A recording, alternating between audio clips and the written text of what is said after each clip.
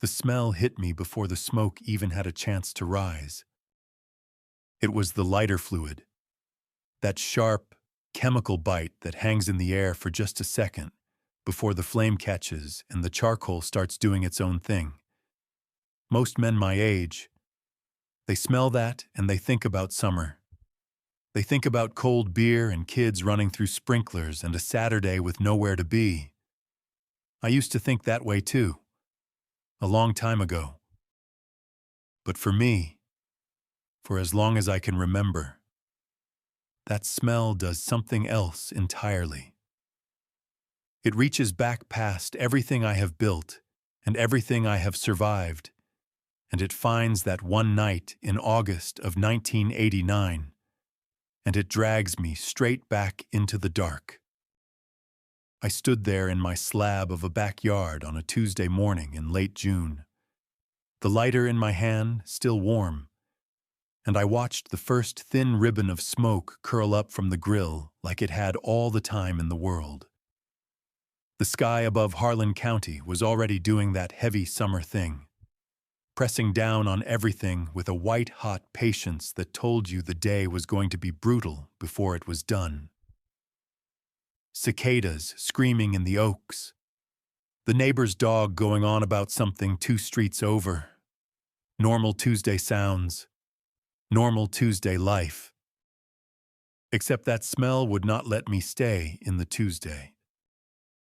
I set the lighter down on the side shelf of the grill, and I just stood there for a moment, both hands gripping the handle of the lid, and I let it happen the way I have learned over the years to let it happen. Fighting it is worse. I found that out a long time ago. You fight the memory and it just digs in harder, comes back meaner, waits until 3 in the morning when you have no defenses left. So I stopped fighting years ago. I just let it come. I take the hit and I stay standing. The smoke that rose from my grill on that Tuesday morning in June of 2025 smelled like charcoal and lighter fluid and the particular dry heat of a Kentucky summer. The smoke I remembered from August of 1989 smelled like pine and sawdust and something sweeter underneath. Something I would later understand was the varnish cans that had been stored along the east wall of my father's workshop. That sweetness underneath the burn. I will never forget it. I do not think I am supposed to. I was 19 years old the night Calloway Woodworks burned to the ground. 19 years old, and the last person to leave the building before it happened. That is a fact I have carried every single day since then. Not a guilt, exactly. I have worked hard enough with enough honesty to know the difference between guilt and a wound. What I carried was a wound, the kind that other people keep pressing on because it suits them to keep it open. I turned away from the grill and looked across the low wooden fence that separated my backyard from Tom Vance's property. His place was immaculate as always, freshly painted trim, a covered patio with rattan furniture arranged just so, 2 American flags flanking his back door that he had put up early for the 4th of July. The man did love his patriotic display. I looked at those flags for a moment longer than I needed to. Then I turned back to my grill, adjusted the vents, and started thinking about the storage shed at the far end of my yard that I had been promising myself I would clean out before the holiday weekend. My son Daniel had asked me twice already if he could bring his family up for the 4th. I had told him maybe. I was still thinking about whether I meant it. The shed was packed with 30 years of the kind of accumulation that happens when a man lives alone and never quite gets around to throwing things away. Old tools, paint cans, storm shutters, a broken shop fan I kept meaning to fix. And apparently, as I was about to discover, a few things that did not belong to me at all. I finished getting the grill going, set the vents, and walked down to the shed with a trash bag in each hand, telling myself I was just going to knock out an hour of organizing before the heat got truly impossible. I pulled the shed door open, and the smell that came out was dust and old motor oil and dry wood. It was a different smell entirely from what the grill had stirred up. But standing there in that narrow doorway, with the morning light pushing a long yellow rectangle across the concrete floor of that shed, I felt the same pull, that same low, warning hum somewhere behind my sternum. Something was in there. Something that had been waiting a long time. I told myself I was being foolish, the way a man does when he does not want to admit that his gut has been right before. I stepped inside, pulled the string on the bare overhead bulb, and got to work. My father built Calloway Woodworks with his hands and his stubbornness, and about $14,000 he had saved over 12 years of working for other men's shops. That is the number he always used when he told the story. $14,000. He said it the way men of his generation said things that mattered, quietly and without decoration, just laying the number down on the table so you could appreciate the weight of it. 12 years of other men's sawdust in his lungs and other men's names on the sign above the door.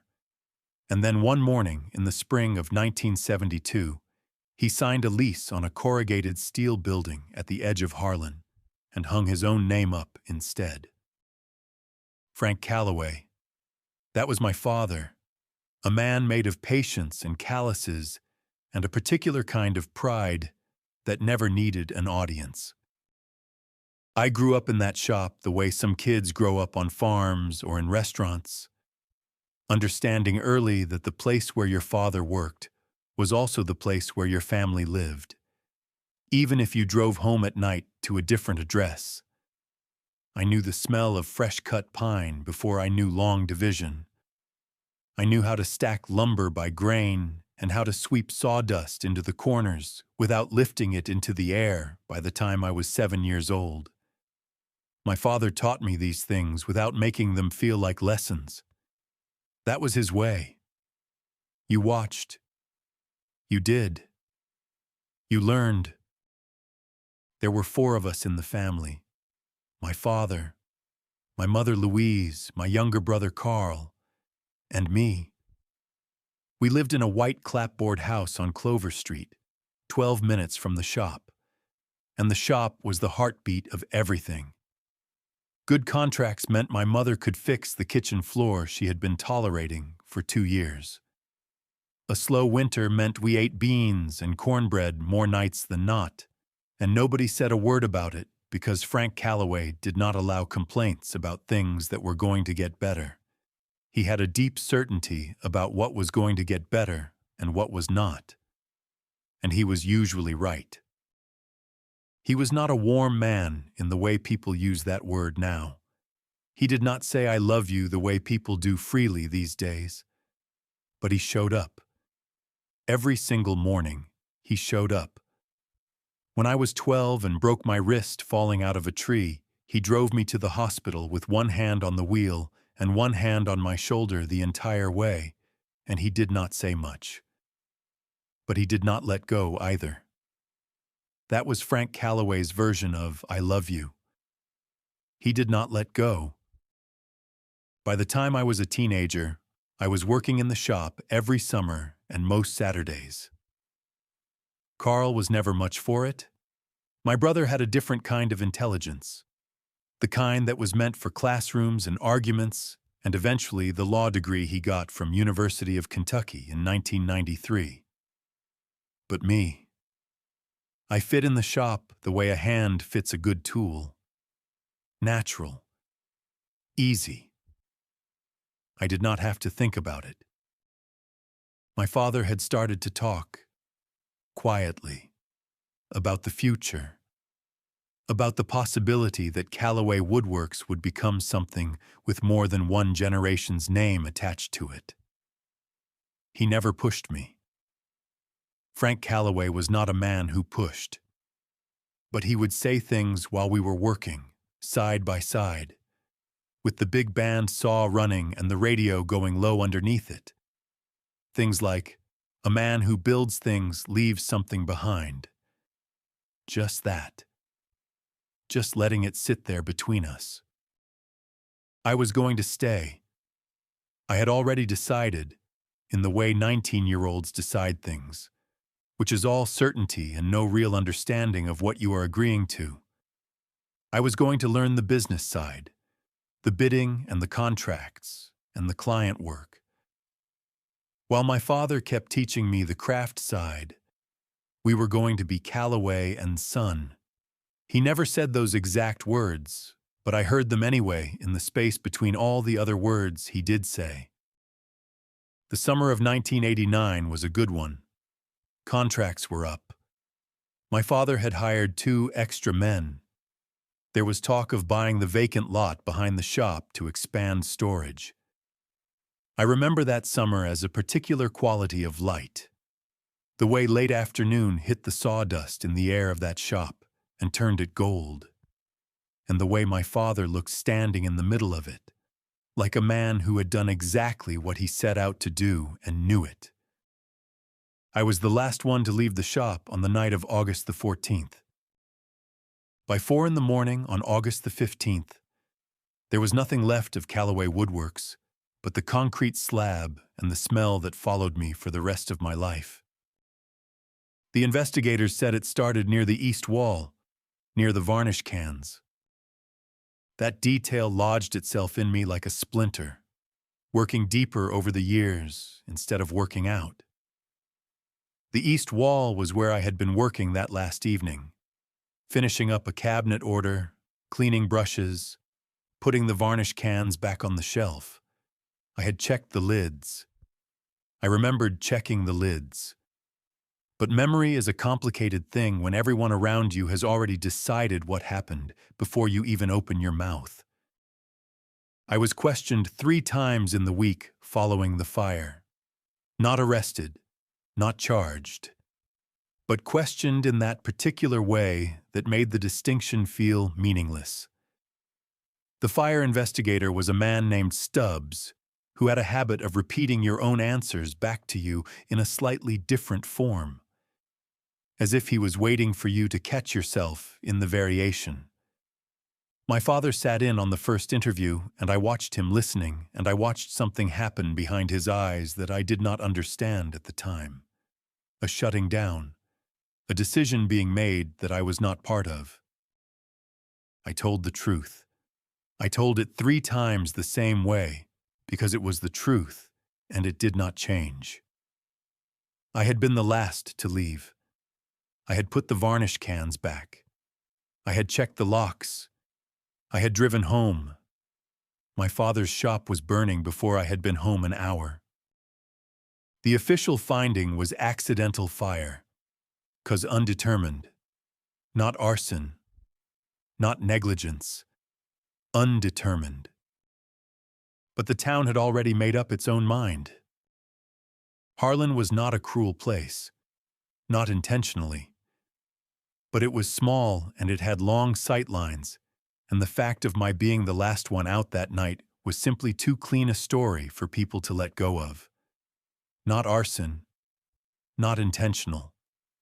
Just a careless boy, they said. Just somebody who did not check carefully enough. Your father's whole life. They did not say, but meant. And you could not even be bothered to close a lid properly.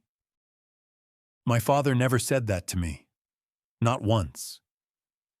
But I could feel the shape of it everywhere else, in the way conversations stopped when I walked into the diner on Main Street, in the way the men who had worked for him nodded at me a half-second too slow. The insurance paid out enough for the family to get by, but not enough to rebuild. Not really. My father tried to start again in a smaller space, a rented garage on the south side of town, but the heart was not there anymore. You could see it. The thing that had made Frank Calloway stand in the sawdust light like a man who had done exactly what he set out to do. That thing was gone. He died in the spring of 1994. Heart attack, the death certificate said. I was 24 years old and living in Lexington by then, having left Harlan 2 years after the fire because staying had become a kind of slow drowning. My mother called me and I drove back and stood at the gravesite and felt the weight of everything that had been left unfinished between us. All the conversations that had never happened and now never would. Tom Vance came to the funeral. He stood at the edge of the gathering in a gray suit, hat in his hand. And he spoke to my mother afterward with the particular gentleness of a man who was used to being looked at in difficult moments and knew how to perform decency. He had been an acquaintance of my father's, a local businessman who had been buying up property around the edges of Harlan for years. After the fire, he had been the one who came to my mother with an offer on the land where the shop had stood. A fair price, he called it. More than fair, he said. Given the circumstances. Given the circumstances. My mother sold. She needed to. There was nothing left to protect. Tom Vance developed that land into a strip of rental properties that he still owned to this day. I had watched them go up from a distance, had driven past them more times than I could count over the decades, and had felt something complicated that I never fully named sitting in my chest each time. I ended up 20 miles from Harlan eventually, in a small town called Berea, where nobody knew my father's name or the story attached to mine. I bought a house. I did handyman work.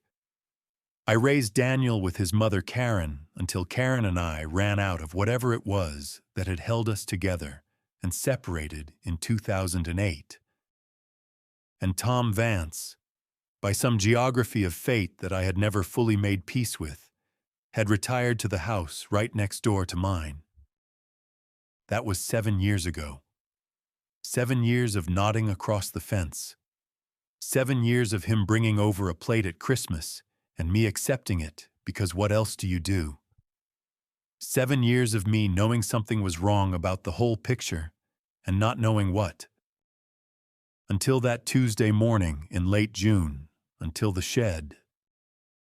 I worked through the front half of the shed in about 40 minutes, pulling out what was clearly trash and setting aside what was worth keeping. 3 broken folding chairs that had been broken for at least 6 years. A box of Christmas lights I had not put up since Daniel stopped visiting regularly. A cracked shop vac that I had replaced and somehow never thrown away. The back half of the shed was darker and deeper and had been mostly untouched since I moved into this house 14 years ago. I had inherited it from the previous owner along with the house itself, and had mostly used it as a place to push things I was not ready to deal with. There was a layer of the previous owner's clutter underneath my own, and underneath that, shoved all the way into the back left corner on a low shelf that I had to crouch to see, there was a wooden crate. It was not mine. I knew my own things, and I knew the rough inventory of what the previous owner had left behind. Mostly gardening equipment and storm supplies. And this was neither. It was a wooden crate about the size of a large shoebox, made from what looked like the same tongue and groove pine that my father's shop had used for small custom boxes back in the 80s. The corners were hand-jointed. The lid was fitted, not hinged, just set in place, with a small leather pull tab tacked to the front edge to lift it by. I crouched there in the back of the shed with the heat pressing in from outside and the sweat already soaking through the back of my shirt. And I looked at that crate for a long moment before I touched it. It was not fear exactly. It was the feeling I had learned to pay attention to over 61 years of living. The one that arrives in the body before the mind catches up. The low hum behind the sternum that says this one matters. I picked it up. Light, but not empty. Something shifted inside when I tilted it. Something small and solid rolling against the wood. I carried it out of the shed and into the backyard, into the full light of the morning, and I set it down on the picnic table. The grill was still going, charcoal doing its slow work, smoke rising straight up in the still air. A mockingbird was going through its entire catalog in the oak tree at the corner of the yard. I sat down across from the crate, and I pulled the lid off by the leather tab. Inside, there was a composition notebook, the kind with the black and white marbled cover. The cover soft with age and warped slightly along the spine as if it had gotten damp at some point, and then dried out again. Underneath the notebook, wrapped in a piece of green felt, was something small and metal. I lifted the felt bundle first, unrolled it carefully the way you would handle something that might break, though I could already tell by the weight and the solid feel that it was not fragile. Not fragile at all. It was a lighter, a Zippo, the classic flat rectangle, brushed silver with a design engraved on the front face. I turned it over in my hand in the morning light and looked at what was engraved there. An eagle with its wings spread, and underneath it, in clean block letters, 2 initials and a year. V. 1967. I set it down on the table and sat very still for a moment. TV. The mockingbird kept going in the oak tree. The charcoal kept working in the grill.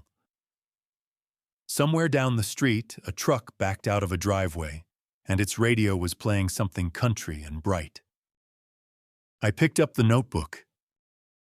The cover had no name on it, but when I opened to the first page, written in the tight, economical hand I had known since I was old enough to recognize handwriting, was a single line at the top of the page. It was my father's handwriting. I knew it the way I knew the smell of pine and the sound of a bandsaw and the particular weight of a man's hand on your shoulder in a hospital car on the way to get a broken wrist looked at. I knew it before my brain finished processing what it was seeing.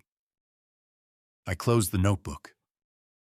I sat there with my hands flat on the table on either side of it, and I looked at the Zippo, and I looked at the notebook, and I looked at the smoke rising from my grill, and I did not move for a long time. Then I picked up both items, put them back in the crate, put the lid on carefully, and carried it inside my house. I set it on the kitchen table. I went to the sink and ran cold water over my wrists the way my mother used to do when we were overheated as children. Then I sat down at the kitchen table, opened the crate again, took out the notebook, and opened it to the first page. The first page had no date on it. My father was not a man who kept journals. I want to be clear about that because it matters. Frank Calloway was not the kind of man who processed his interior life through writing. He processed it through work, through the particular focused silence of a man doing something with his hands that required his full attention. Words on a page were for contracts and invoices, and the occasional letter when a phone call would not do. So the fact that he had written any of this down at all told me something before I read a single sentence. Whatever was in this notebook, it had been too large to carry any other way. His handwriting was exactly as I remembered it, small and tight and slightly right-leaning. The letters formed with the same economy he brought to everything else. No flourishes, no wasted motion, just the information, set down in the order it needed to be in. The first page said this: I am writing this because I do not know what else to do with it. I am not a writing man. But I have to put this somewhere outside of myself because carrying it alone is making me into something I do not want to be in front of my sons. I read that sentence 3 times. I had to put it somewhere outside of himself. I thought about my father in the years after the fire, the way he had contracted inward, the way the light that had been in him that golden summer went somewhere I could not follow. I had always understood that as grief, the grief of a man who lost his life's work. But sitting at my kitchen table with the notebook open in front of me and the Kentucky morning pressing against the windows, I began to understand that what I had been watching all those years was not just grief. It was the particular weight of a man carrying a secret that was eating him alive. I turned the page.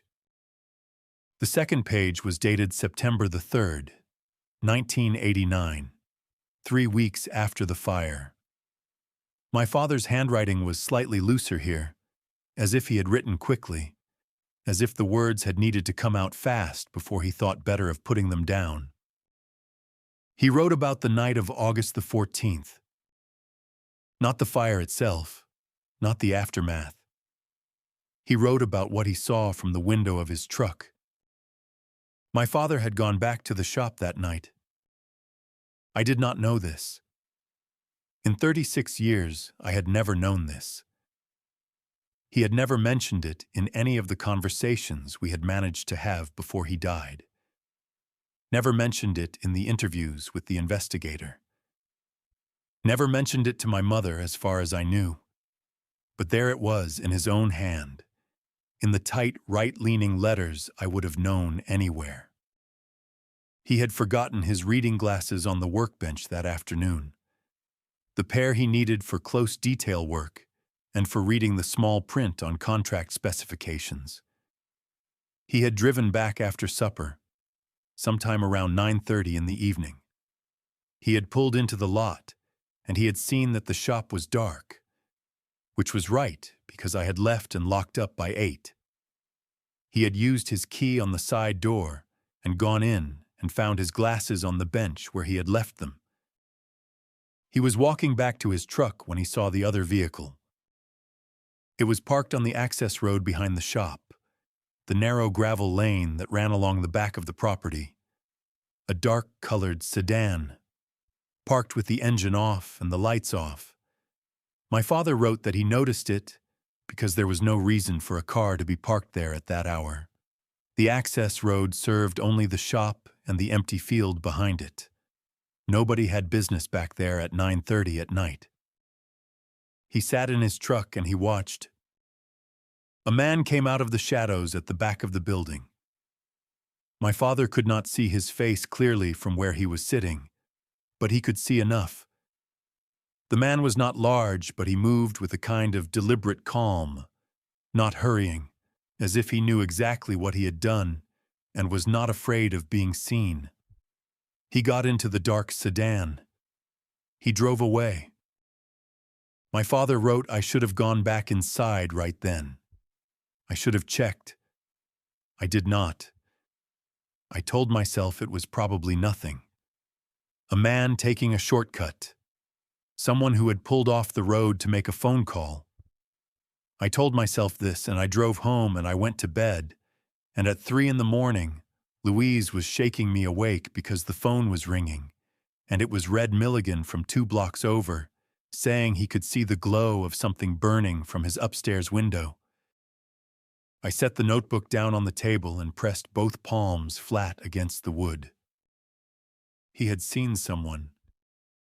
He had seen someone leaving the back of the shop, and he had driven home and said nothing. I knew my father well enough to understand exactly what that silence had cost him. Not the decision to stay quiet. Not yet. That came later and for different reasons. But the simple act of having been there, having seen something, and having told himself it was nothing. and then lying awake in the years that followed, knowing that the nothing he had dismissed had burned his life's work to the ground and let his son take the weight of it. That was the thing that had been eating Frank Calloway alive from the inside.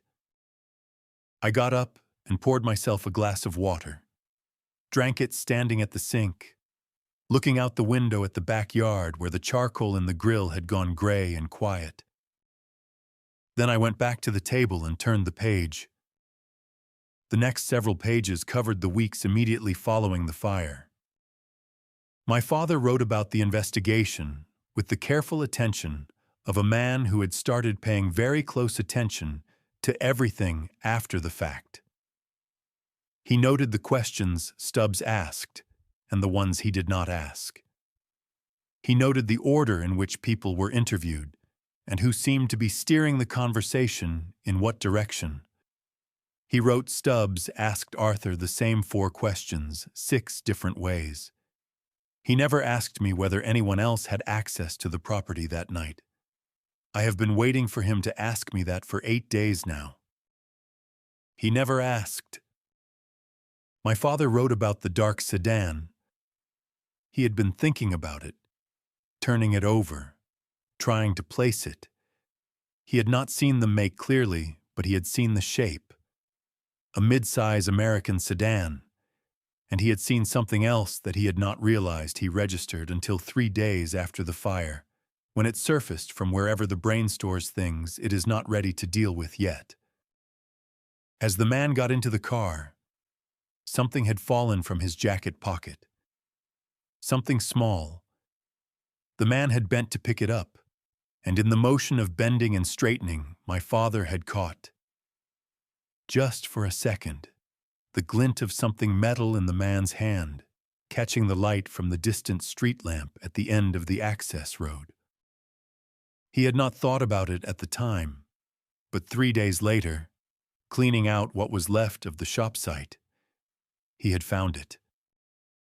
It had been lying in the gravel near the spot where the sedan had been parked, partially kicked under the edge of the building's concrete foundation, which was why it had survived the fire and the water damage and the general destruction without being found by the investigators. My father had almost missed it himself, stepping over it twice before the glint of metal caught the morning light and made him stop and look. A Zippo lighter, brushed silver, engraved with an eagle and 2 initials and a year. He recognized it.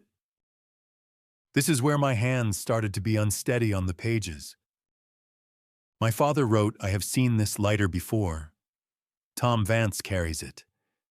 He had it out at the Rotary dinner in June, lit Walter Pruitt's cigar with it. And I noticed the engraving because it was well done.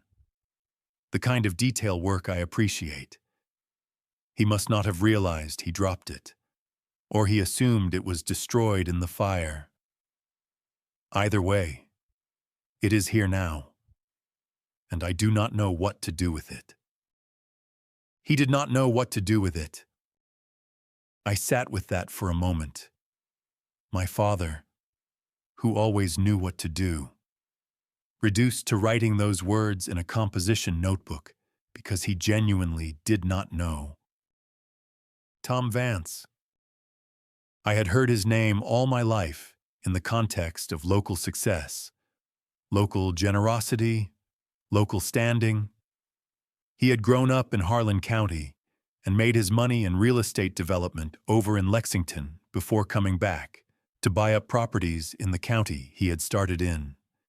He was the kind of man who got his name on a plaque at the community center and showed up at every ribbon cutting with the same easy smile and the same firm handshake. People trusted him the way people trust a man who has never given them a specific reason not to. My father had known him the way most men in a small town know the prominent figures. Not friends exactly, but known. A nod at the hardware store, a handshake at the Rotary dinner. I turned the page and my father continued. He wrote about what came before the fire. He wrote about the conversations that had led up to that August night. Tom Vance had approached my father twice in the 18 months prior to the fire about the property on which Calloway Woodworks stood. The land itself, not the business.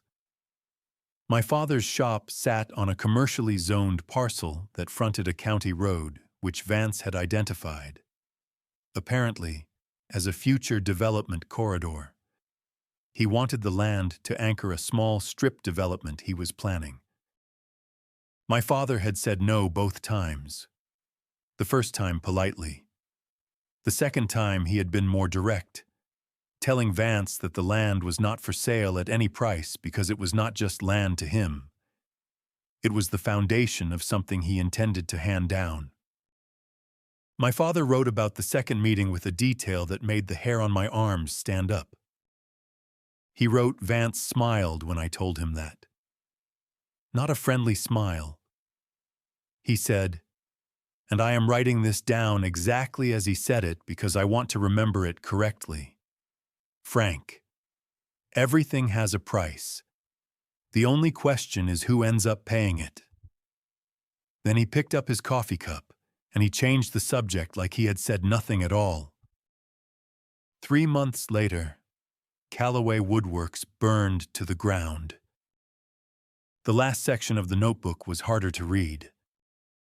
Not because the handwriting changed, though it did get smaller and more compressed. The letters pressed closer together, as if my father were trying to fit more truth into less space. It was harder because of what was in it.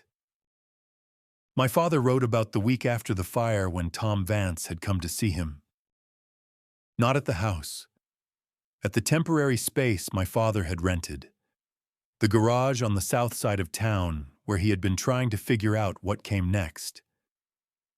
Vance had come alone, in the middle of a Wednesday afternoon, and he had closed the garage door behind him before he started talking. My father wrote the conversation down as close to word for word as he could recall it. Vance had been calm, friendly, even in the particular way of a man who is comfortable with the leverage he is holding. He told my father that he had heard the investigation was focusing on the question of who was last on the property that night. He said he understood that must be a difficult thing for a father, watching his son fielding those kinds of questions. He said he hoped it would not go any further than questions, because a boy of 19 getting caught up in an arson investigation, even as a person of interest, could follow him for a long time. My father wrote I asked him what he wanted. He said he just wanted to help. He said he had a standing offer on the land and that the offer was still good, and that once the insurance matter was settled and the land transferred, there would be no reason for anyone to keep picking at the question of what exactly had happened that night. He said the investigator was a reasonable man. He said things like this had a way of resolving themselves when people were willing to be practical. My father had not answered him directly that day. He had let Vance leave. Then he had sat alone in that rented garage for a long time, thinking. He wrote, I know what he did. I have the lighter. I have what I saw. I could go to Stubbs tomorrow and lay it out and let the thing fall where it falls. But Vance knows something too. He knows Arthur was the last one in the building. He knows that without my testimony about what I saw that night, Arthur is the only name the investigation has, and Vance knows I know this. That is why he came to me instead of threatening me directly. He did not have to threaten me. He just had to make sure I understood the arithmetic. The arithmetic. My father's word for it. The cold calculation that Vance had laid out without ever saying anything that could be repeated in a courtroom. If Frank Calloway stayed quiet. Arthur walked away from the investigation clean. If Frank talked, Vance would see to it that the investigation turned its full attention back to the 19-year-old who had been the last one out of the building. And my father, with no physical evidence beyond a lighter that a good defense lawyer would shred in an hour, would be the grieving man who had invented a story to protect his son. He could not win that fight. He knew it. Vance had made sure he knew it. So Frank Calloway made the only choice he felt he had. He sold the land. He kept the lighter. He kept the notebook. And he carried the weight of that choice for the rest of his shortened life. Near the end of the notebook, in an entry that had no date, my father had written a single paragraph that was different in tone from everything else. Less precise, more like a man talking to himself in the dark than a man recording facts for a future accounting. He wrote, "I keep thinking about what I am teaching him without meaning to. A man protects his family. That is what I am doing. That is what I tell myself at 3 a.m. when the teaching does not feel like enough. But I wonder sometimes if I am also teaching him that the world is a place where men like Vance always win and men like us just survive it. I do not want that to be the lesson. I do not know how to make it not be the lesson without burning something else down to do it." And then the last line. The line I had caught a glimpse of when I first opened the notebook and then closed it again because I was not ready. I read it now. "Arthur, if you ever find this, know that I never blamed you. Not for 1 second. Not for 1 single second of a 1 single day. Everything I did because you were worth it. You still are. Do not let him win. But do not become him either." I closed the notebook. I did not cry. I am not saying that as a point of pride. I am saying it because what I felt was too large for tears. It was something older and heavier and more complete than crying. It was the feeling of a question you have carried for 36 years, suddenly having an answer. And the answer being both the best thing and the hardest thing you have ever heard. I sat at that kitchen table for a long time after I closed the notebook. The morning had moved on without me. The light through the windows had shifted from the low, sideways gold of early day to the higher, flatter white of mid-morning. The kind of light that does not flatter anything and does not try to. I had not eaten. I had not moved much except to turn pages. My coffee from earlier sat cold on the counter where I had left it before going out to the shed. A lifetime ago, it felt like. I picked up the Zippo. It was heavier than I remembered a lighter being. Or maybe it just felt heavier now. I turned it over in my fingers slowly. The way you handle something that has earned the right to be handled carefully. The brushed silver had dulled with age, and the eagle engraving had the soft edges that metal gets when it has been handled 1,000 times over many years. Tupfa, 1967. His initials and the year, I assumed, of when it was made or given to him. A gift, probably. The kind of thing a man carries for decades and reaches for without thinking. He had dropped it in the gravel behind my father's shop the night he sent someone to burn that shop to the ground. I thought about the man who had come to my father's funeral in a gray suit with his hat in his hand. I thought about the man who had been bringing Christmas plates over my fence for 7 years. I thought about those 2 American flags on either side of his back door, the ones he put up early every year. The ones I could see from where I was sitting if I turned my head and looked out the window at the right angle. I did not look. I set the Zippo down on top of the closed notebook, and I pressed my hands flat on the table, and I breathed the way you have to breathe when you are 61 years old, and you have just found out that everything you suspected was true and worse than you suspected, and that your father loved you in a way so large and so quiet that it spent 36 years being invisible. There was a thing I could feel rising in me that I recognized. I had felt it before, in smaller doses, in the years after the fire when the weight of the town's quiet judgment got heavy enough to become something more than just weight. It was a hot, bright thing. Not quite rage, not quite grief. Somewhere in the combustible space between them. The thing that makes men do the wrong version of the right thing. I recognized it, and I did not move toward it. Frank Calloway had written, "Do not become him either." I held on to that. I got up from the table. I walked to the window, and I looked out at the backyard. The grill had gone completely cold now.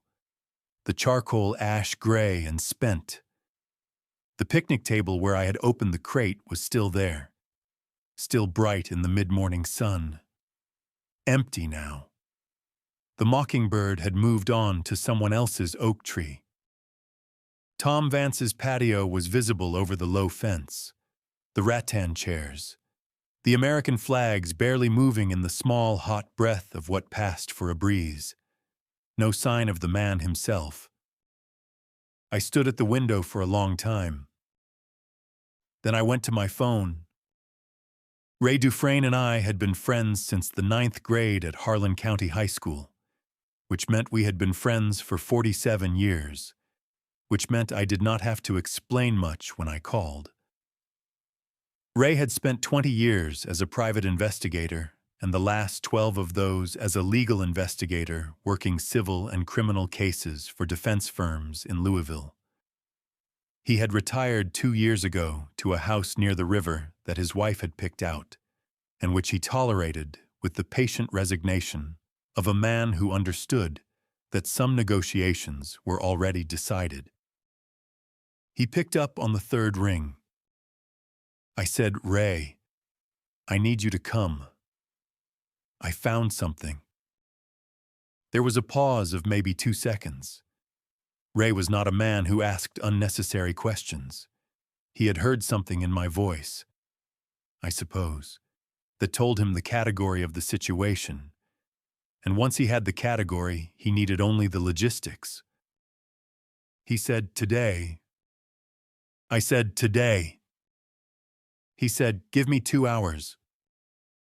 That was the whole conversation. 47 years of friendship, and that was all it needed to be. I set the phone down on the table next to the notebook and the Zippo.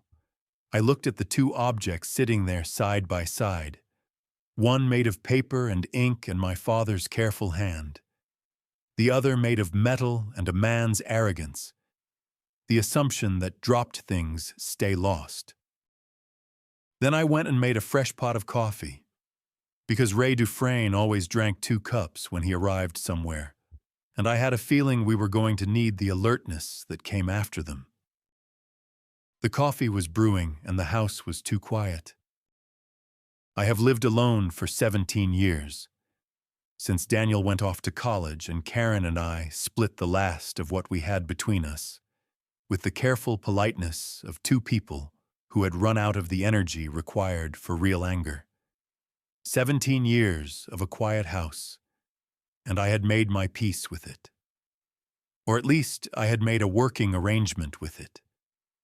The kind where you stop noticing the silence, the way you stop noticing a scar after enough years. It becomes part of the landscape. It becomes just the way things are. But that Tuesday midday, waiting for Ray, the quiet had a different quality. It had weight and texture, and it pressed on me from all sides in a way that the ordinary quiet of my ordinary life never did. The notebook and the Zippo were sitting on the kitchen table, and the house knew it. If that makes any sense. The way a room knows when something significant has been brought into it. The air was different, or I was different. One of those 2 things. I poured a cup of coffee I did not particularly want, and I went out the back door and stood on the small concrete step that led down to the yard. The midday sun was something brutal, no mercy in it. The way Kentucky July works up to its worst behavior a full week before July actually arrives. The grass needed cutting. The grill sat cold and gray-ashed at the edge of the patio, done with its work for the day, indifferent to everything that had happened since I lit it that morning. It occurred to me that I had started that day thinking about nothing more complicated than cleaning out a shed and maybe getting some ribs going for the weekend. I had started that day as a man with a manageable life. I stepped down into the yard and walked to the grill and put my hand on the lid. Cold now, just metal.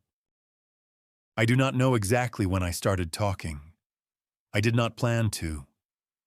It was not the kind of thing I do, generally speaking. I am my father's son in that regard.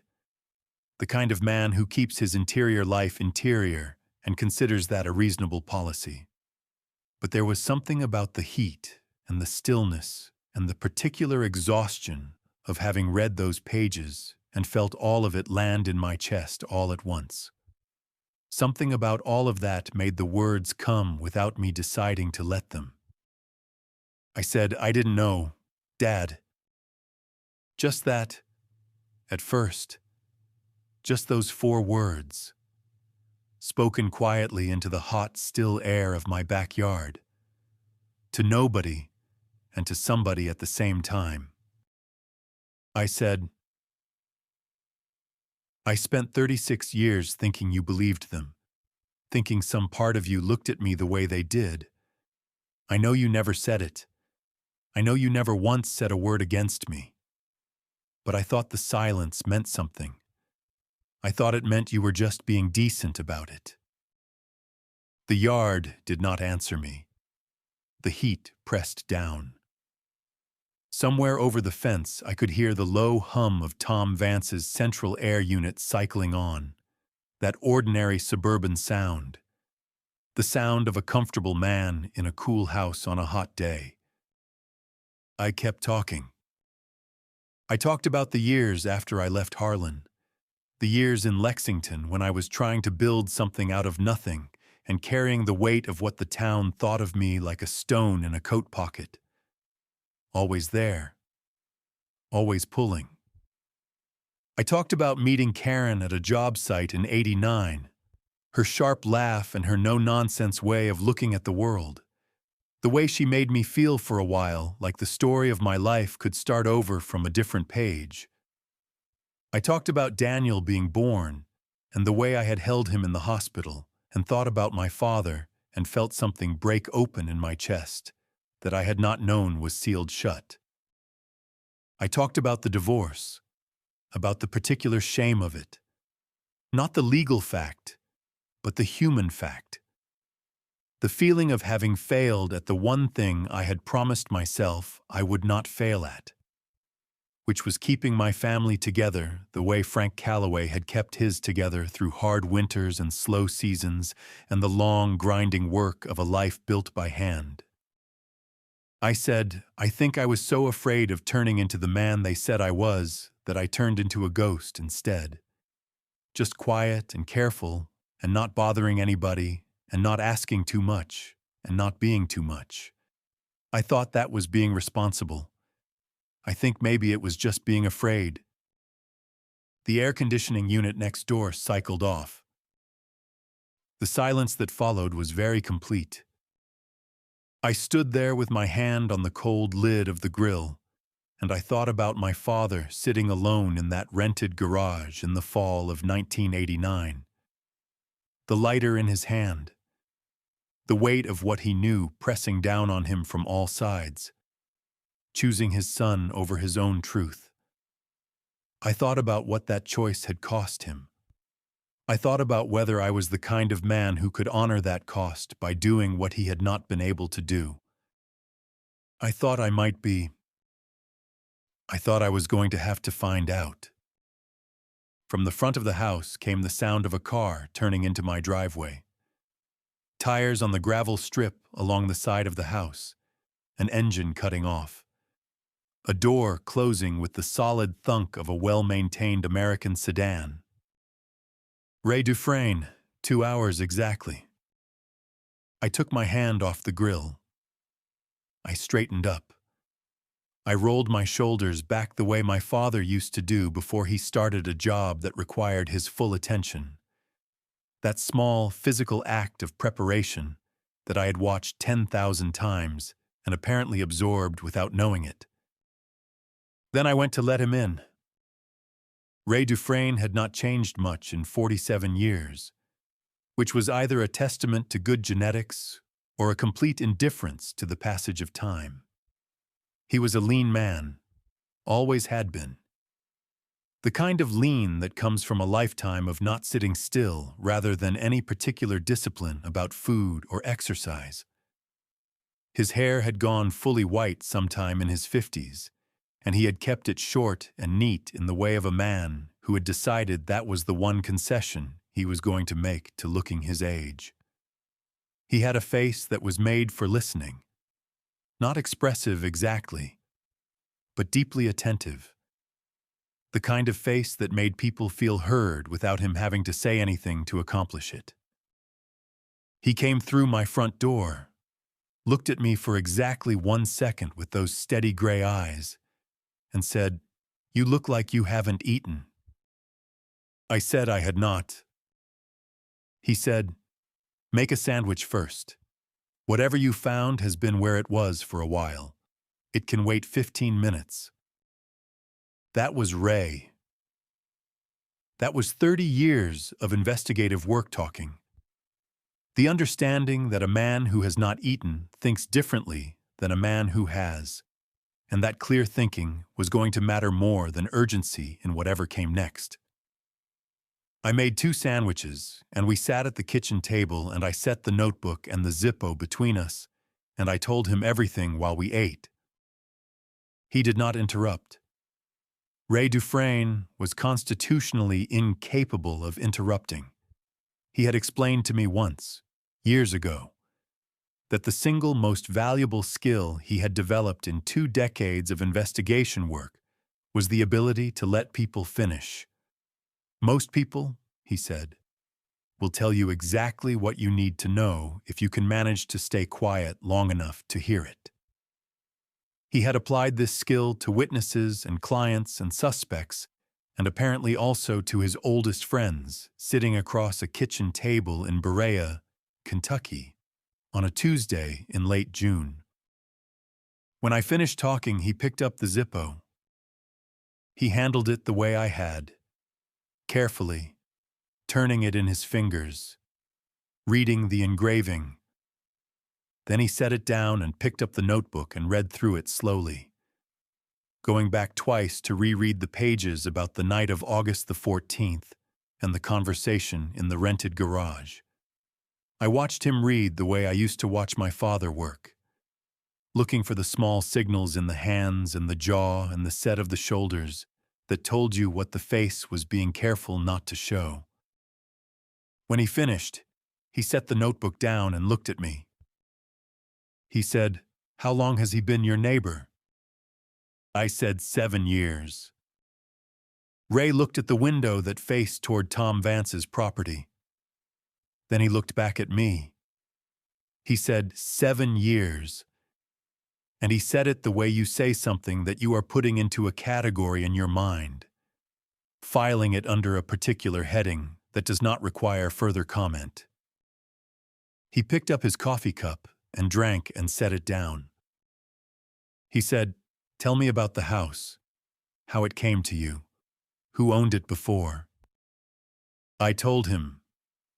The previous owner had been a man named Gerald Potts, a retired school teacher who had lived there for 22 years before moving to assisted living in Lexington in 2011. I had bought the house from his estate in 2011, 14 years ago. Gerald Potts had no known connection to my father or to the events of 1989 as far as I had ever been aware. Ray nodded slowly. He said, "So the crate was Potts's, or it was there before Potts?" I said I did not know. I said the crate looked like my father's work. The joinery, the wood, the way it was put together. Ray said, "Your father built that crate. He built it specifically to hold those two things, and he put it somewhere he knew you would eventually find it, but nobody else would think to look." I had not gotten that far in my own thinking. I had been too close to it, too inside the emotion of it, to see the construction of the thing clearly. But Ray was right. My father had not accidentally left a crate in the shed of a house his son would not buy for another 22 years. He had put it there deliberately, which meant he had known, at some point, that this house would come to me. I sat with that for a moment. Ray said, "Did your father know Gerald Potts?" I thought about it. Potts had taught at Harlan County High School for decades. My father had gone to that school. It was possible. In a small county, it was more than possible. Ray said, "We need to find out." Ray spent the next hour on his phone. I refilled the coffee and stayed out of his way, which was the right thing to do when Ray Dufresne was working. He had a network built over decades of professional life, the kind of network that does not appear on any organizational chart, but is in some ways more useful than any that does. Former colleagues, retired law enforcement, courthouse clerks who remembered him from cases 20 years ago, lawyers who owed him professional courtesies. He worked through his contacts with the quiet efficiency of a man doing something he had done 1,000 times, speaking in the low and measured tones he used when he wanted people to understand that the matter was serious without alarming them into unhelpfulness. I sat on the back step while he worked. In the brutal, early afternoon sun, not really feeling the heat. I was watching Tom Vance's yard without meaning to. The rattan chairs on the covered patio, the American flags, the immaculate lawn that a service came to cut every 2 weeks with a precision that my own yard did not share. A comfortable life, an untroubled life, to look at it from the outside. Ray came to the back door after about 40 minutes. He had a yellow legal pad with him, the kind he had been carrying since we were in high school, and he had written several lines of notes in the cramped shorthand that only he could fully decode. He said, "Gerald Potts. Your father knew him. They were in the same class at Harlan County High. Graduated 1958. Stayed in loose contact their whole lives, the way men do in small counties. When your father was in the rented garage trying to figure out what to do with what he knew, it's my guess Potts was somebody he trusted." I thought about it. It made sense in the way things make sense when the piece fits a space you did not know was empty. Ray said, "Here is what I think happened. Your father built that crate, put the notebook and the lighter in it, and gave it to Potts for safekeeping. Potts put it in his shed and kept it there for the rest of his life. When Potts went to assisted living and the house went to his estate and eventually to you, the crate went with it. Either nobody knew it was there, or Potts intended it to end up exactly where it did." I said he wanted me to find it. Ray said, "Your father wanted you to find it. He just needed a way to get it to you that Vance could not intercept. In 1989, your father was a man with no leverage and no safe place to store evidence that a dangerous man wanted destroyed. So he gave it to someone Vance had no reason to watch." I looked across the fence at Tom Vance's covered patio, and I thought about my father in that rented garage, making arrangements with the careful thoroughness of a man who did not know how much time he had, but knew he needed to use it well. Ray sat down beside me on the step. He said, "Now, the practical question." I said I was listening. He said, "The notebook is evidence of your father's knowledge and his account of events. It has evidentiary value as a document, but a defense attorney would work hard to characterize it as the self-serving account of a grieving man who lost his business and needed someone to blame. The Zippo is physical evidence. It can be tested for latent prints, for DNA, possibly for trace accelerant if any residue survived. The combination of the two, the documentary account and the physical object, is significantly stronger than either one alone." He paused. He said, "I know a woman named Carol Sims. She is an investigative journalist, works out of Louisville, has been doing a series on land acquisition fraud in central Kentucky for the past 8 months. She has been looking at patterns in several counties. Properties that changed hands under pressure in the 80s and 90s. Vance's name has come up in her research, but she has not been able to connect specific acts to specific properties. What you have in that notebook connects a specific act to a specific property and names the man who benefited." I said, "You think she would take it?" Ray said, "I think she would consider the day she met you one of the better days of her professional life." He looked at me steadily. He said, "But Arthur, this only works if you do it right. You do not confront him. You do not let him know what you have.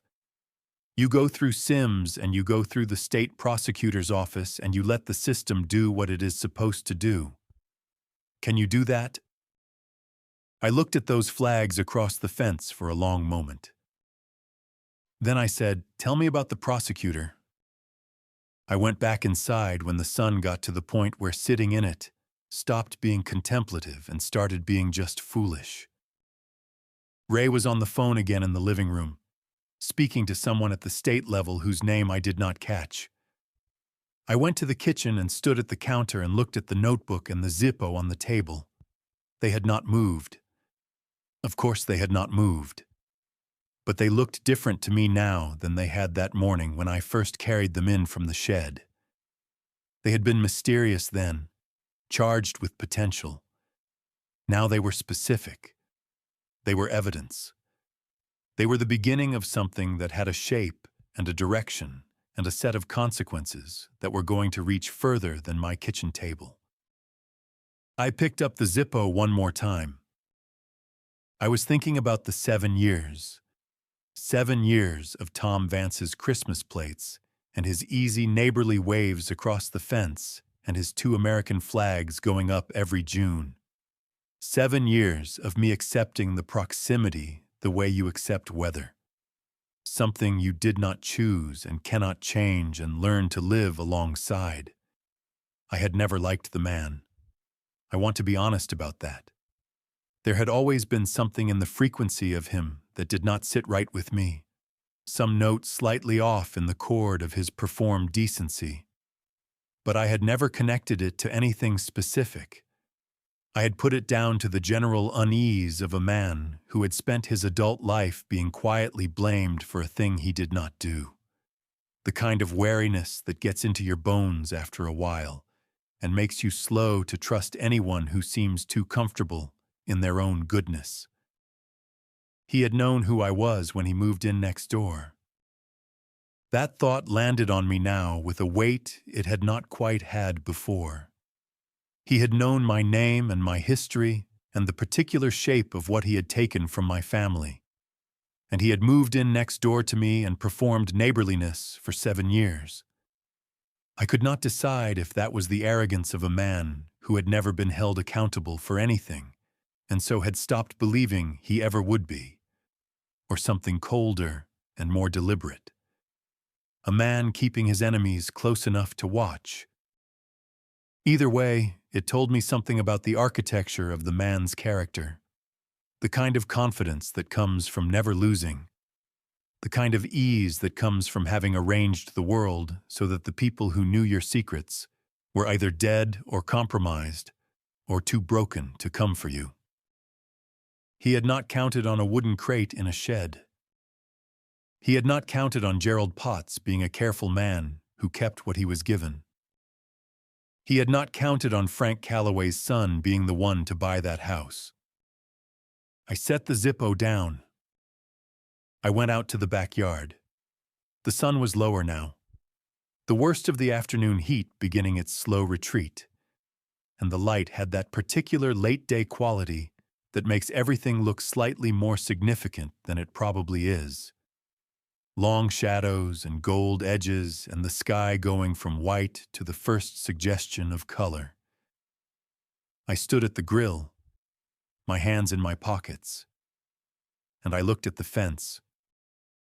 I thought about what Ray had asked me, whether I could do this right, whether I could hold the anger at the right distance, close enough to use as fuel, far enough away to keep it from running the operation. I thought about my father's last line. Do not let him win, but do not become him either.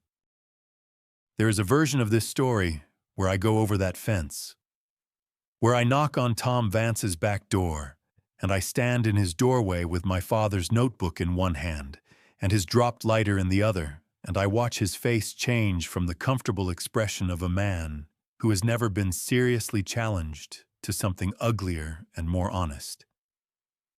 There is a version where I say every word I have been carrying for 36 years directly into that face, where I let him know, in the plainest possible language, exactly what I know and exactly what it cost and exactly what it is going to cost him now. I will not pretend I did not want that version. But Frank Calloway had not raised a man who confused satisfaction with justice. He had raised a man who knew the difference between the two, even when the difference was inconvenient, even when the satisfaction was right there on the other side of a low wooden fence. I turned away from the fence. I went back inside, to Ray and the legal pad and the phone calls and the careful construction of something that was going to outlast my anger and be more useful than any version of me standing in a man's doorway with my chest full of 36 years of accumulated wrong. I sat down at the kitchen table. I said, "Tell me what you need from me." Ray stayed until nearly 9 that evening. By the time he left, the legal pad had 3 pages of notes, and we had a structure, not a plan exactly. Not yet, but the bones of one.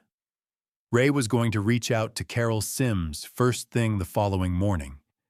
He had a contact at the state attorney general's office, a former colleague named Warren Briggs, who had worked financial crimes for 15 years and had, Ray said, a particular dislike for what he called legacy fraud, the kind of crime that keeps paying decades after it was committed.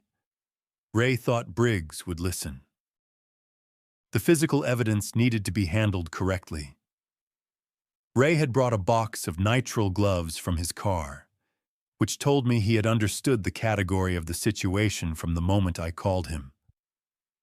We bagged the Zippo separately in a Ziploc evidence bag that he had also apparently had in his car, and Ray labeled it in his careful shorthand with the date and location of discovery. The notebook went into a separate bag. He photographed everything with his phone before we bagged it. Multiple angles, the engraving, the handwriting, the leather pull tab on the crate itself.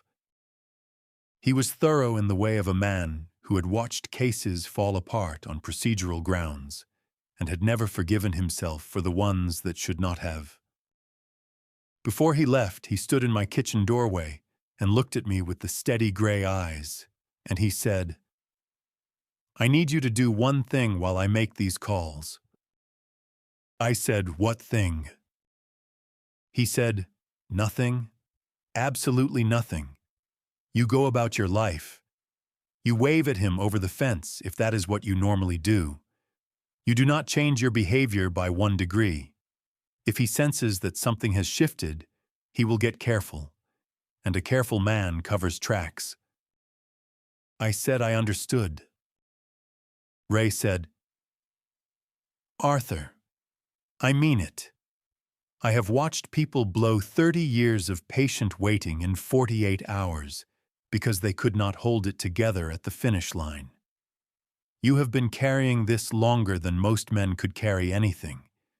You can carry it 4 more days. I said 4 days. He said, that is my best estimate for getting the preliminary conversations in place. Sims and Briggs both, before the 4th. He picked up his legal pad and his car keys. At the door, he stopped and looked back at me one more time. He said, your father was a smart man, Arthur. Smarter than Vance gave him credit for. He knew this day would come. He built it to come. You are just the delivery mechanism. Then he was gone, and I was alone in the house with the bagged evidence on the kitchen table and the particular silence of a man who has just committed to something he cannot take back. I did not sleep much that night. I lay in the dark and listened to the house settle in the heat and thought about delivery mechanisms and about what it meant to be the thing a dead man built toward. There was a heaviness in it, and also something else. Something I did not have a clean word for. A sense of alignment, of being exactly where I was supposed to be doing exactly what I was supposed to be doing, which is not a feeling I had experienced with any regularity in the preceding 36 years. The following morning, I got up at my normal time. I made coffee.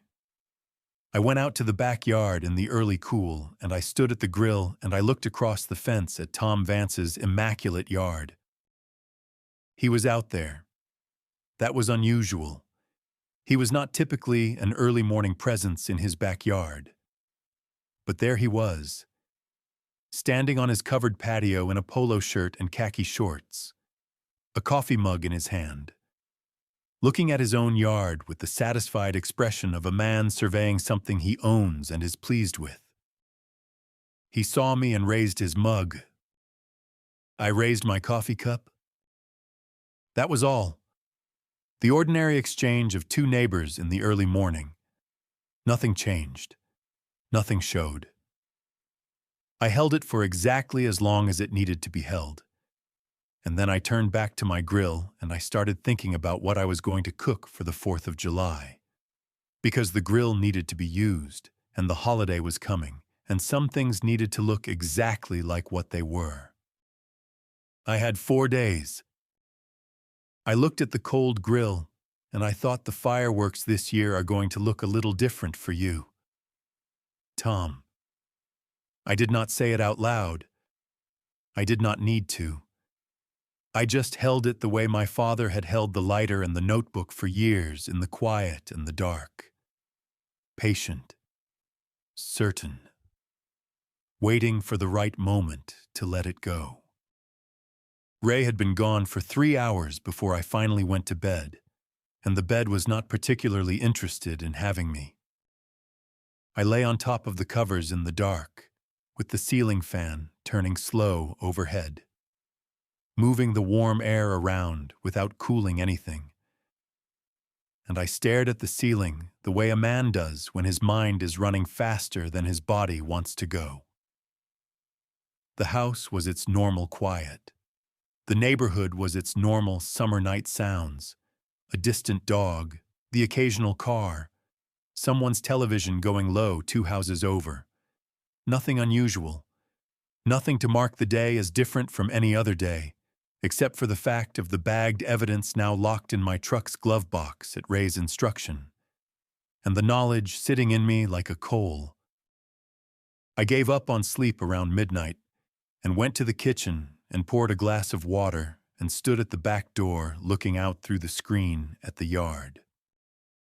The night was overcast, no moon visible, the yard all shapes and shadows. The grill was a dark rectangle against the patio. The oak tree was a mass of darker dark against the lesser dark of the sky. And beyond the low fence, in Tom Vance's house, there was a single light on in what I knew from 7 years of adjacency to be the study on the ground floor. He was up too. I stood there and looked at that light for a long time, and I thought about the strangeness of it. 2 men lying awake on the same summer night in houses separated by a low wooden fence and a 36-year crime. Each one in possession of knowledge the other did not know he had. I thought about the 7 years of Christmas plates and wave across the fence mornings, and how perfectly ordinary they had been, how completely they had looked like nothing more than 2 retired men living out their quiet, adjacent lives, and how none of it had been what it looked like. I thought about the first time I had met him, here in Berea, not in Harlan all those years before.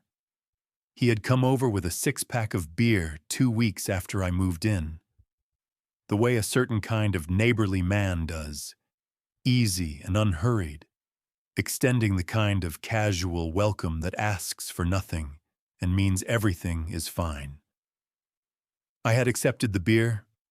I had stood in my driveway with this man who had taken my father's land and my father's dignity, and quite possibly my father's remaining years. And I had drunk a beer with him in the late afternoon and talked about the neighborhood and whether the summers were getting hotter. I had not known. I want to be absolutely clear about that, because it matters to me. I had not known it was him. The name Tom Vance meant something to me from the context of the fire and the land sale, but I had known it in the way you know names attached to events you have tried to put behind you. Not a face, not a neighbor, not a man with a 6-pack and easy conversation in my own driveway. If I had known, I would not have stayed, or I would have done something that would have made staying impossible. I believe that. I have to believe that. But I had not known, and so 7 years had passed. And now I was standing at my back screen door at midnight looking at his study light and thinking about my father. I thought about Frank Calloway in the years after the fire, the way he had moved through the world with the particular quality of a man carrying something he could not put down and could not share. I had watched that without understanding it. I had been 22, 23, sitting across from my father in the rented garage or at Sunday dinner at my mother's table, feeling the distance between us and attributing it to grief and shame and the unspoken question of what had happened in the shop that night. I had thought he was pulling away from me. I had thought the distance was judgment.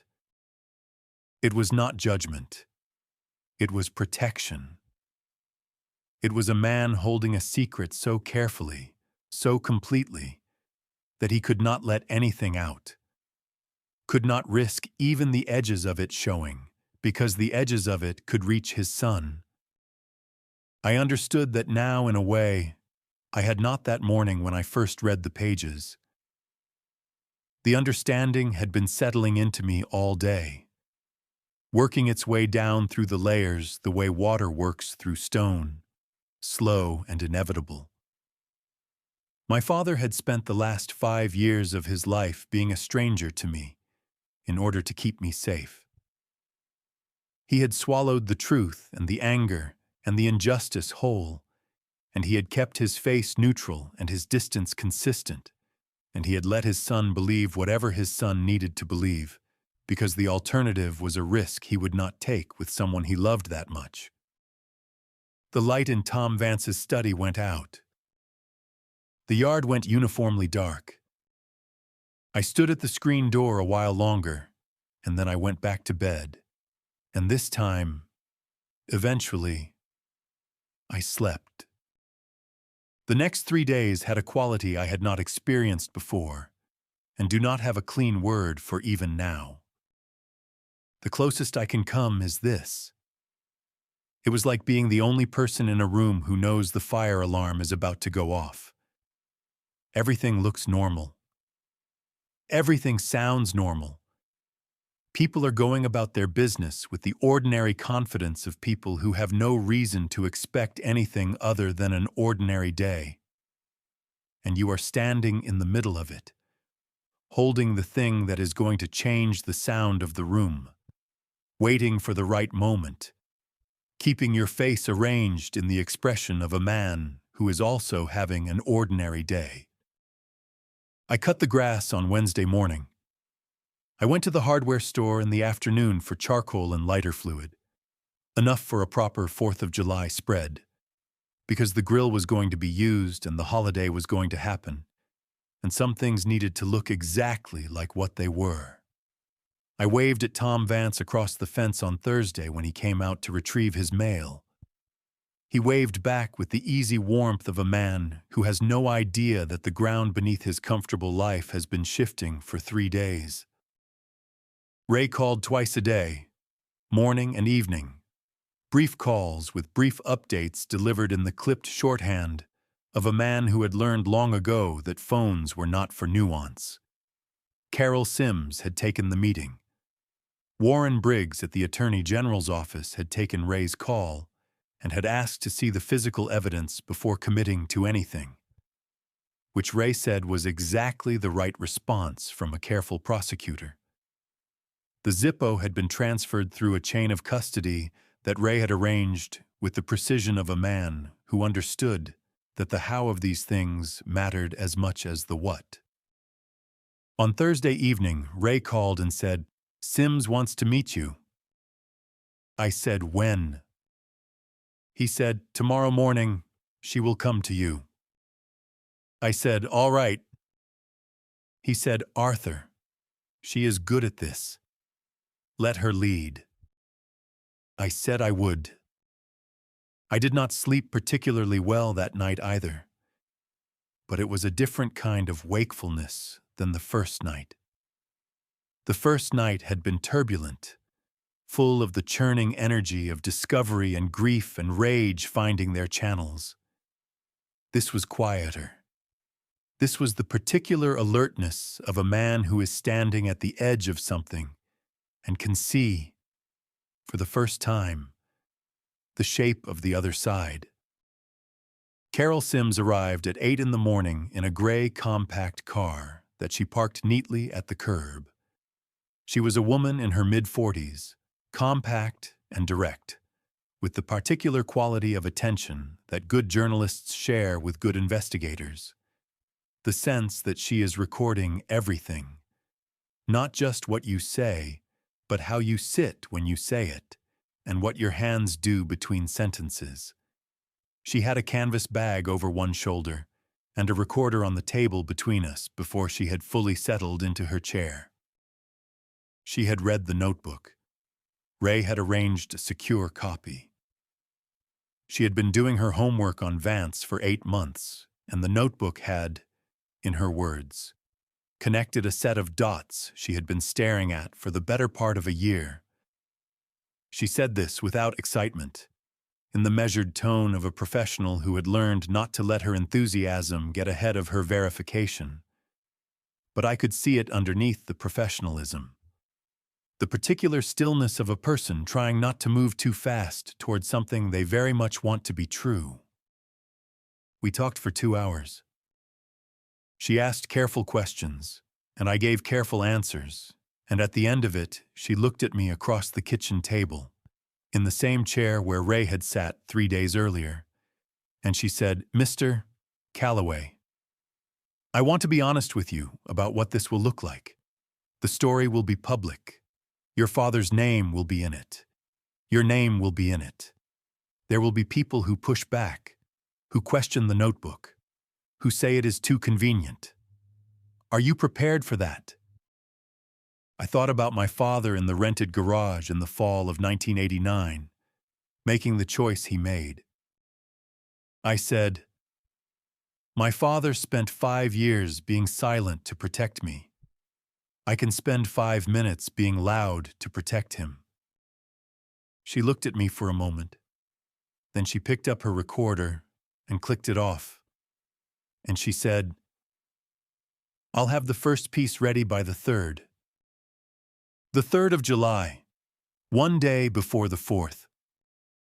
The 3rd of July arrived the way significant days often do, looking completely like any other day until it does not. I was up before 6, the way I always am in summer when the light comes early and the birds decide that everyone should be awake when they are. I made coffee and sat at the kitchen table, the same table where so much of this had happened. And I read the news on my phone the way I did every morning, working through the local and state pages with the habits of a man who had lived in the same county long enough to know the names behind most of the stories.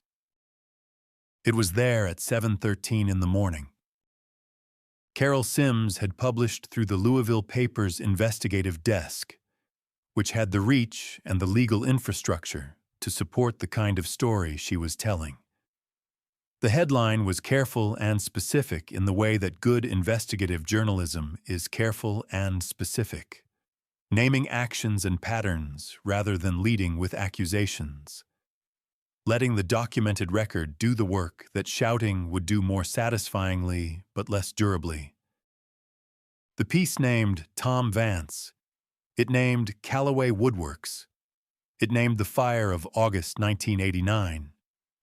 It named the land transfer that followed.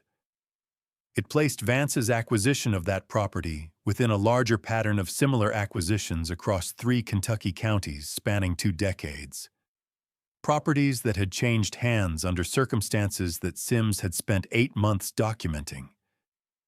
The notebook was described in detail. The Zippo was referenced as physical evidence currently under review by the State Attorney General's office. My father's name was in the second paragraph. Frank Calloway, founder of Calloway Woodworks, who had documented his knowledge of the crime in a composition notebook found by his son 36 years later. The piece described him accurately and with a dignity that made something tighten in my chest when I read it. My name was in the 3rd paragraph. I sat with my coffee and I read the piece 3 times. Then I set my phone down on the table and I looked out the window at the backyard, where the morning light was doing its early gold thing across the grass and the grill and the oak tree. Everything ordinary and specific and exactly where it was supposed to be. Ray called at 7:30. He said, "You've seen it." I said, "I've seen it." He said, "Briggs called me at 7. The Attorney General's office is opening a formal review. They have the Zippo. They have certified copies of the notebook. It is going to move now. Arthur, it is going to move the way these things move when the right people have the right documents and the right motivation." I said, "How long?" He said, "Could be months before anything formal happens. You know that. But the story is out. That is not nothing. That is actually everything. In a case like this, the investigation becomes public record. He cannot make it go away quietly." I sat with that. Ray said, "How are you doing?" I said, "I don't know yet." He said, "That is an honest answer." We stayed on the phone for a few minutes without saying much. That was all right. 47 years of friendship includes the right to be quiet on the phone together. After I hung up, I went out to the backyard. Tom Vance's house was quiet. No sign of movement behind the windows. No figure on the covered patio. The American flags hung limp in the still morning air. No breeze to move them. Just the 2 rectangles of red and white and blue hanging straight down on either side of his back door, like they had always been there, and expected to always be there. I wondered if he had seen the piece yet. I wondered what that moment looked like. A man of 70 reading his own name in a paragraph about arson and fraud and the systematic destruction of another family's livelihood. Reading it in the comfort of his own kitchen, in the house adjacent to the son of the man he had wronged. I wondered what his face did. I found, standing there in my backyard in the early morning of July the 3rd, that I did not need to see it. The wondering was enough. The knowledge that the moment had happened or was happening or was about to happen, that was sufficient. I did not need to witness it. That was new. That was something that had not been true of me 3 days earlier. When the hot, bright thing was rising in me, and the fence was right there, and the man was right there, and 36 years of weight was pressing from behind. Something had changed in 3 days, or something had settled. The anger was still present. I want to be clear about that. It did not dissolve. It did not transform into something noble and clean. It just found its proper size, which was smaller than it had been and more manageable. A coal instead of a fire. Something that could warm you without burning the house down. I went inside and called Daniel. My son answered on the second ring, which told me he had seen the piece. Daniel Calloway was 34 years old and lived in Nashville with his wife and their 2 children, a boy of 7 and a girl of 4, whose names I said in my head, like a small prayer sometimes when the quiet got heavy. He worked in construction management, which I had always taken a quiet satisfaction in, the way the work of hands had found its way into the next generation through a different door than the one I had used. He was a good man. He had his mother's practicality, and I had come to understand over the years more of my father's temperament than either of us had recognized when he was young.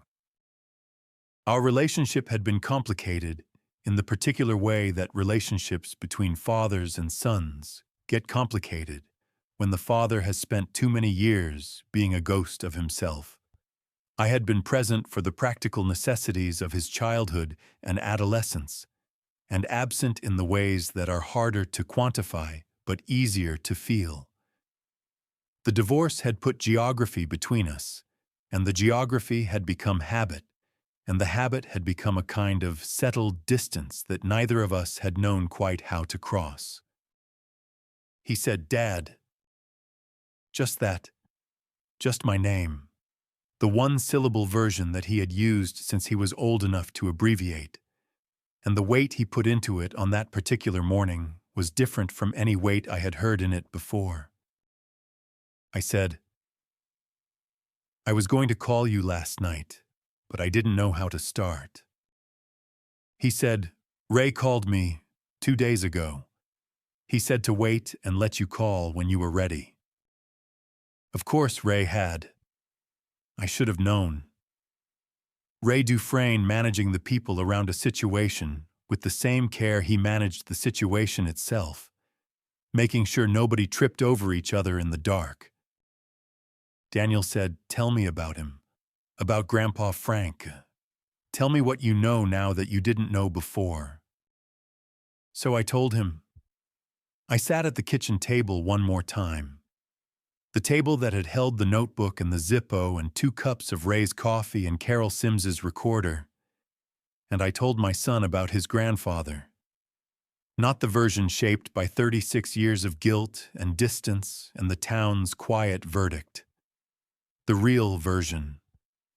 The man who had built something with $14,000 and 12 years of other men's sawdust. The man who had gone back for his reading glasses and seen something in the dark that changed everything. The man who had sat in a rented garage and done the arithmetic and chosen his son. Daniel was quiet for a long time when I finished. Then he said, "I never understood why you were the way you were. I mean, I understood the facts. Mom explained the facts when I was old enough. But I never understood the why of it. Why you kept so much distance. Why you always seemed like you were waiting for something bad to happen. I said, I know. He said, I thought it was me, sometimes. When I was a teenager, I thought it was something I was doing wrong. That one landed hard. The particular way it landed, in the specific place where a father stores the knowledge of his failures. The place that does not have a bottom. I said, it was never you. It was never once you. He said, I know that now. We talked for 40 minutes, longer than we had talked in years. Maybe longer than we had talked in a single conversation since he was a boy. At the end of it, he said he was going to bring his family up for the 4th, if the offer still stood. And I said the offer absolutely still stood, and I would have the grill going by noon. After I hung up, I sat at the table for a moment. Then I got up, went to the bedroom, and took the framed photograph off the nightstand, where it had lived for 14 years. It was the last photograph taken of my father and me together. Easter of 1993, a year before he died. We were standing in my mother's backyard in our good clothes, squinting into the sun, not quite touching. My mother had taken it. My father had his hands in his pockets, and he was looking slightly off to the side of the camera, the way he always did in photographs, as if he could not quite commit to being looked at directly. I carried the photograph to the kitchen and set it on the table. I looked at him for a long time, the tight economy of his face, the set of his shoulders, the hands in the pockets, the way he stood when he was thinking about something he was not going to say out loud. I said, I've got it from here, Dad. The kitchen was quiet around me, the good quiet of a summer morning before the heat builds. And outside through the screen door, the birds were doing their work in the oak tree, and the backyard was exactly what it was supposed to be. Simple, ordinary, mine. The 4th of July came in hot and cloudless, the way Kentucky summers deliver their best and worst work with equal enthusiasm and no particular regard for what you had planned. Daniel and his family arrived at 11:30, his wife Meg in the passenger seat, and the 2 kids tumbling out of the back with the unstoppable energy of children who have been in a car for 3 hours and have a great many opinions about what should happen next. I had not seen my grandchildren since Christmas, and the girl, whose name was Rose, had grown in the way 4-year-olds grow between visits, suddenly more person and less infant, with a specific way of looking at things that reminded me of someone I was still working out. She looked like my father around the eyes. I stood in the driveway, and I watched her run toward the backyard with her brother ahead of her, and I felt something move through me that I was not prepared for. The particular emotion that does not have a clean name, the one that arrives when you see the future and the past occupying the same moment in the face of a child who does not yet know she is carrying either one. Daniel and I set up the grill together. We did not talk much while we did it, working in the comfortable parallel of 2 people who have found, late and gratefully, that they can be in the same space without filling it with words. He knew how to manage a fire, which pleased me more than I could have reasonably explained. His wife Meg had brought potato salad and corn and a peach cobbler for afterward, and she moved through my kitchen with the ease of a woman who had decided to love a man's difficult father as a package deal and had made her peace with that decision some time ago. I was grateful for her in a way I had not adequately expressed over the years and intended to do better about. The afternoon unwound in the slow, generous way of good summer days. The children found every corner of the backyard worth investigating. The smoke from the grill went straight up in the still air. I cooked ribs the way my father had taught me, low and slow, with the patience that the process requires and rewards. And the smell that rose from the grill was just the smell of cooking meat and charcoal on a summer afternoon. For the first time in as long as I could remember, that was all it was. Somewhere around 3 in the afternoon, a pair of police vehicles pulled up in front of Tom Vance's house. I saw it from the backyard, over the fence, without making any particular show of looking. 2 unmarked sedans and a uniformed officer in a third vehicle, the low-key presence of people who are not there for theater but for business. Daniel saw it too. He looked at me and I looked at him, and neither of us said anything about it for several minutes. Then Daniel said quietly, so the children would not hear, "Is that because of the article?" I said, "I think it is the beginning of what comes after the article." He nodded. He turned the ribs on the grill with the long-handled tongs and he said, "Good." Just that. Just good, said in the straightforward way of a man who has processed something and arrived at the correct conclusion without needing to elaborate on it. My father's way. I noticed that, and I stored it in the place where I kept the things worth keeping. We did not watch what happened next door. I am being honest about that, because it would be easy to make it sound more dramatic than it was. To say that I stood at the fence and watched justice arrive on Tom Vance's doorstep in the late afternoon sun of Independence Day. But that is not what happened. What happened was that we cooked and ate and the children ran through the yard and the smoke rose straight up and the afternoon did its slow, golden work on everything it touched. And whatever was happening next door was happening next door, and I let it be there without making it the center of my day. My day had a different center. My day had ribs on the grill, and my son standing next to me, and a 4-year-old girl with my father's eyes chasing her brother through the backyard grass. My day had Meg's peach cobbler on the kitchen counter, and the particular satisfaction of a house that had people in it. Real people who belonged to me and to whom I belonged. After too many years of the manageable quiet that is not the same thing as peace. The vehicles were gone from next door by the time the sun started its descent toward the tree line. I did not know what had been said or arranged or taken away in those vehicles. Ray would tell me what he knew when he knew it. Carol Sims would write what she could verify when she could verify it.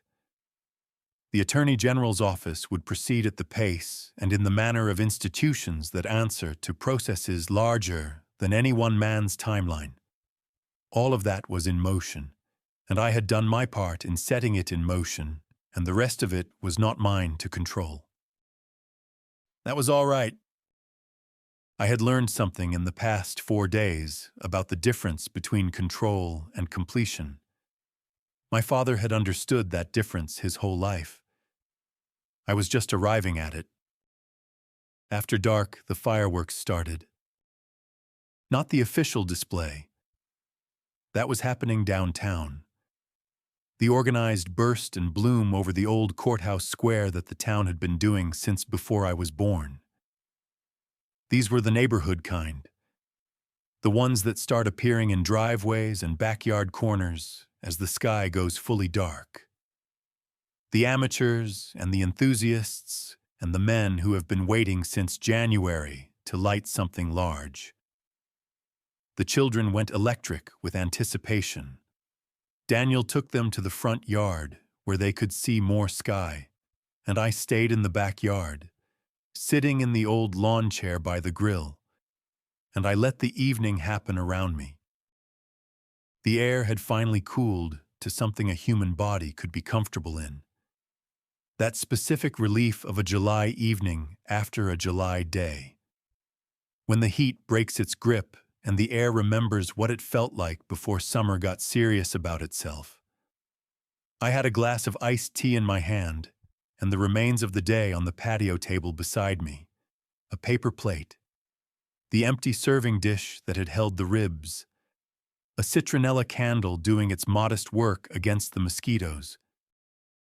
I was thinking about my father, not the way I had been thinking about him for 36 years, with the complicated mixture of love and guilt and the unanswered question always underneath.